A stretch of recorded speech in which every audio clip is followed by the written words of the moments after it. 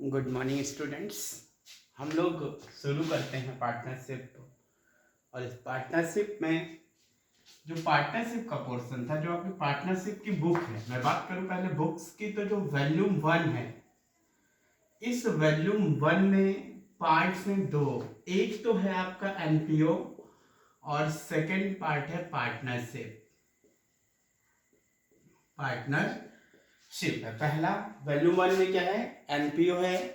Second part क्या है? Partnership है। अब हम इसी पार्टनरशिप में हमको डिस्कशन करना है कि पार्टनरशिप के क्या है, कितने पार्ट्स हैं। तो ये पार्टनरशिप में हमको क्या पढ़ना है? सबसे फर्स्ट जो चैप्टर 1 है उसमें हमको पढ़ना है फंडामेंटल। फंडामेंटल, ठीक है, फंडामेंटल ऑफ पार्टनरशिप, यही हम लोग को आज पढ़ना है। चैप्टर 1 है पार्टनरशिप का एनपीओ। कुछ लोग इसको पढ़ चुके होंगे, बट जिन लोगों ने नहीं पढ़ा है कोई बात नहीं, इस पार्टनरशिप के बाद एनपीओ को पढ़ा देंगे।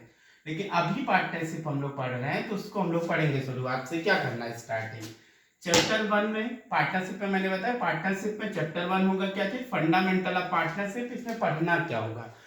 फंडामेंटल ऑफ पार्टनरशिप में हम लोग को पढ़ना होगा कि पार्टनरशिप के बेसिक क्या, फंडामेंटल्स मतलब क्या होता है, बेसिक चीजें क्या होती हैं, बेसिक के बारे में हम लोग पढ़ाई करेंगे। किसमें? फंडामेंटल्स में। कि जैसे बेसिक क्या होता है, जैसे कैपिटल क्या होगा, डीड क्या होगा, पार्टनरशिप का डेफिनेशन क्या होगा, इसके बारे में हम लोग जो पढ़ेंगे, ये सब बातें हम लोग फंडामेंटल के अंदर ही पढ़ना होगा, ठीक है। फिर उसके बाद हम लोग को चैप्टर 2 पढ़ना है जिसका नाम होगा change in PSR, change in profit sharing ratio. Change in profit sharing ratio पढ़ना होगा। सेकेंड चैप्टर में क्या पढ़ना होगा? इसके पार्टनरशिप वाले पार्ट की मैं बात कर रहा हूं, तो change in profit sharing ratio. और थर्ड पार्ट में पढ़ना होगा चैप्टर नंबर 3, जिसको आप बोलेंगे, उसको बोला जाएगा एडमिशन। एडमिशन पढ़ना होगा, एडमिशन ऑफ द पार्टनरशिप। फिर क्या पढ़ना होगा हमको पढ़ना होगा रिटायरमेंट। चैप्टर नंबर 4 की बात करें तो हम पढ़ेंगे retirement and death of the partner. Retirement and death. अब हमको पढ़ना क्या है चैप्टर नंबर 2 में? चैप्टर नंबर 2 में प्रॉफिट शेयरिंग रेशियो बदल जाएगा तो क्या ट्रीटमेंट होगा, इसकी बात करनी होगी। चैप्टर नंबर 3 में कि पार्टनर्स अगर एडमिट होता है तो क्या होगा। और हम लोग थर्ड फोर्थ पोर्शन में पढ़ते हैं अगर किसी पार्टनर की डेथ हो जाती है या कोई पार्टनर अपने आप से छोड़ के चला जाता है तो क्या होगा। फोर्थ फिफ्थ चैप्टर जो है मेरा वो है डिसोल्यूशन। देखिए हमने तो सब पढ़ लिया, एडमिशन हुआ, रिटायरमेंट हुआ, चला गया, डेथ हो गया तो चला गया, लेकिन अब हमको पढ़ना है कि पार्टनरशिप फॉर्म डिसॉल्व हो गई तो क्या होगा। पार्टनरशिप फॉर्म अगर डिसॉल्व कर दी जाए तो फिर क्या होगा। तो इस डिसोल्यूशन के केस को पढ़ना होगा। अब ये पार्टनरशिप पूरा हमारे बुक की मैं बात करूं, वॉल्यूम 1 की बात करूं तो मैं 35 मार्क्स देके जाएगा, लेकिन पार्टनरशिप की बात करें तो 25 मार्क्स देके जाएगा। जिसके लिए इंपॉर्टेंट चैप्टर अभी के लिए जो आप जिनको एग्जामिनेशन देना है 2022 में, जिनको एग्जामिनेशन 2022 में देना है उनके लिए ये चैप्टर वेरी इंपॉर्टेंट है, क्योंकि यहां से बड़े क्वेश्चंस बनते हैं। ये भी चैप्टर इंपॉर्टेंट है, ये चैप्टर कुछ इससे भी ज्यादा इंपॉर्टेंट है। क्यों? क्योंकि ये चैप्टर नहीं आया तो ये सब बाकी आगे नहीं आएंगे। तो हम मान के चलते हैं कि 2 महीने से 1 महीने से कम 40 से 45 क्लास लगने हैं। तो अगर ये मान के चलिए कि हम इसमें 15 क्लास लगा देंगे, टोटल 60 क्लास होगा आपका।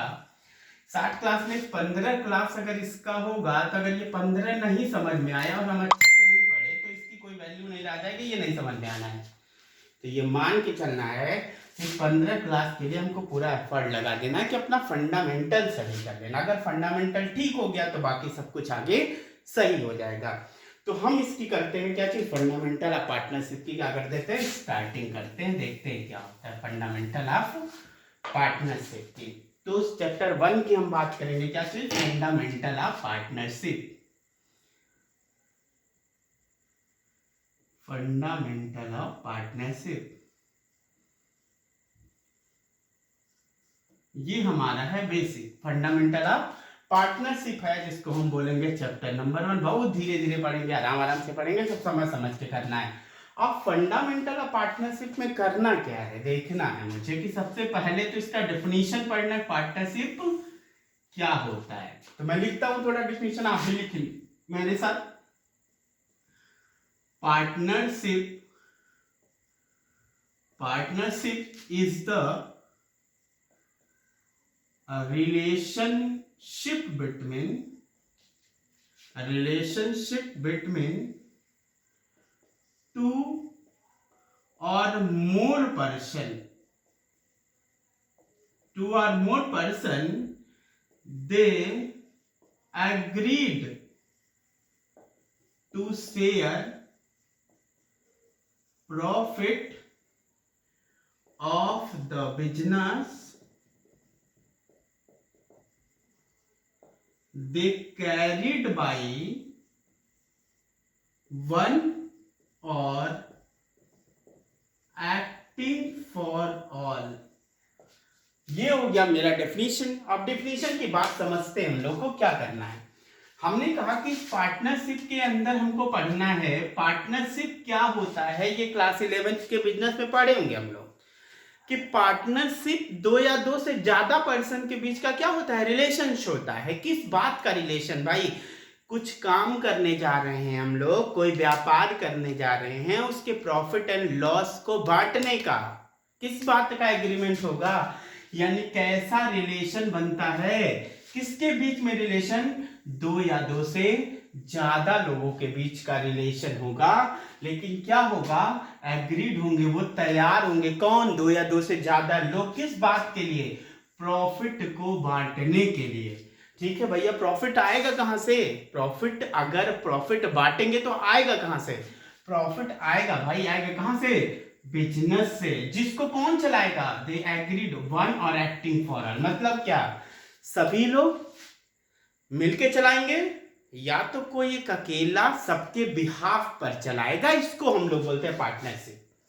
यानी पार्टनरशिप क्या होता है, पार्टनरशिप रिलेशन होता है किसके बीच में, दो या दो से ज्यादा लोगों के बीच में, किस बात के लिए, किस बात के लिए एग्रीमेंट है, वो प्रॉफिट को बांटने का एग्रीमेंट है। कैसा प्रॉफिट, जो हम लोग बिजनेस करने जा रहे हैं, कैसा बिजनेस, लीगल बिजनेस, इनलीगल नहीं, लीगल बिजनेस करने जा रहे हैं। और अगर बिजनेस करेंगे तो चलाएगा कौन, सब लोग चलाएंगे या तो कोई एक अकेला चलाएगा, इसको हम लोग बोलते हैं क्या चीज, पार्टनरशिप। ये होता है फंडामेंटल ऑफ पार्टनरशिप की बात करें, ये डिफिनीशन हो गया। अब इसी में इसकी कैरेक्टरिस्टिक्स को बात करेंगे, कर लेंगे। क्या चीज, रिलेशनशिप होता है दो या दो से ज्यादा लोगों के बीच में, क्या होता है, एग्रीमेंट होता है किस बात का, बिजनेस के प्रॉफिट को बांटने का। कैसे, किस बात, कैसे बिजनेस होगा, बिजनेस कोई एक चलेगा या सभी लोग मिल करके चलाएंगे, ये होता है मेरा पार्टनरशिप। ठीक है, बात आती है कि ये जो प्रॉफिट होगा वो प्रॉफिट निकलेगा कहां से, प्रॉफिट का कैलकुलेशन कहां से करेंगे हम लोग। एक मिनट के लिए मैं आता हूं।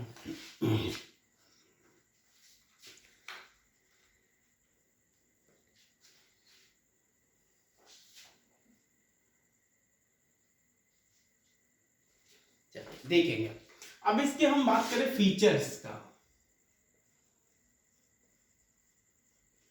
फीचर्स ऑफ पार्टनरशिप, पार्टनरशिप के फीचर्स क्या हो सकते हैं, हम उसकी बात करेंगे। अगर हम उसकी बात करें तो उसमें हम लोग को करना क्या, फीचर्स या कैरेक्टरिस्टिक्स, फीचर्स या कैरेक्टरिस्टिक्स हम कैसे पहचानेंगे कि ये पार्टनरशिप है, पहचानेंगे कैसे, पहचानना है मुझे कैसे, इसी में देखिए छिपा हुआ। सबसे पहला हम कैसे कहेंगे कि पार्टनरशिप है भाई, पार्टनरशिप क्या होने चाहिए, सबसे पहला टू और मोर पर्सन होना चाहिए। कौन होना चाहिए, दो या दो से ज्यादा व्यक्ति का होना जरूरी है। ठीक है, पर्सन होने चाहिए। दूसरा क्या होना चाहिए, एग्रीमेंट होना चाहिए। बहुत सही, ये जो एग्रीमेंट होता है ना, ये एग्रीमेंट या तो मेरी मर्जी के ऊपर होता है, कंपल्सरी नहीं होता, वॉलेंट्री होता है।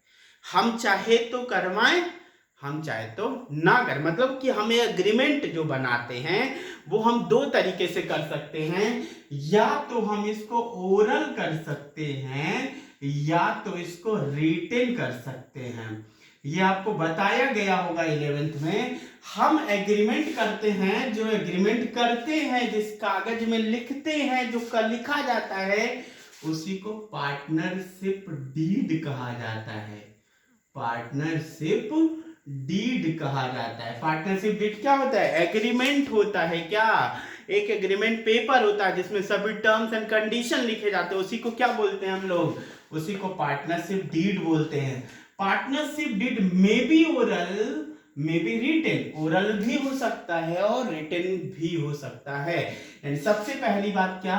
दो या दो से ज्यादा पर्सन होने चाहिए। दूसरी बात क्या?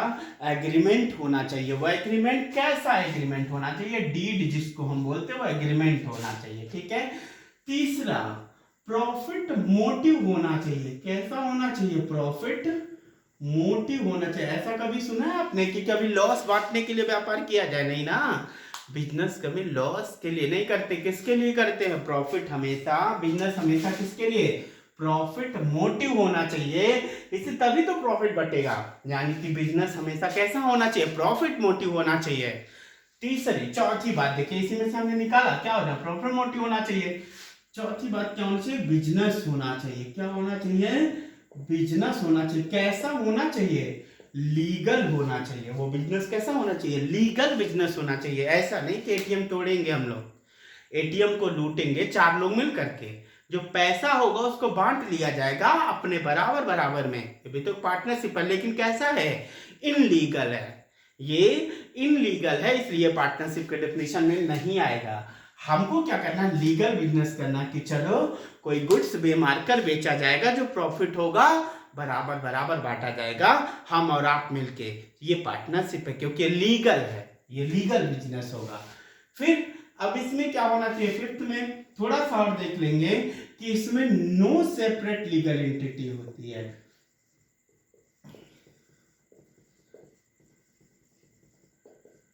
इसमें कोई भी सेपरेट लीगल एंटिटी नहीं होती है। क्यों नहीं होती? सुनिएगा। अगर मान लीजिए पार्टनर्स में, पार्टनरशिप 3 पार्टनर है, मान लीजिए ABC 3 पार्टनर्स हैं। ठीक है। ये 3 पार्टनर्स हैं, A B, ये A, ये B, ये C, 3 पार्टनर हैं। B और C चले जाते हैं कहाँ? यूएस से अमेरिका जाते हैं। किस बात के लिए? बिजनेस के काम से, फॉर्म के काम से जाते हैं।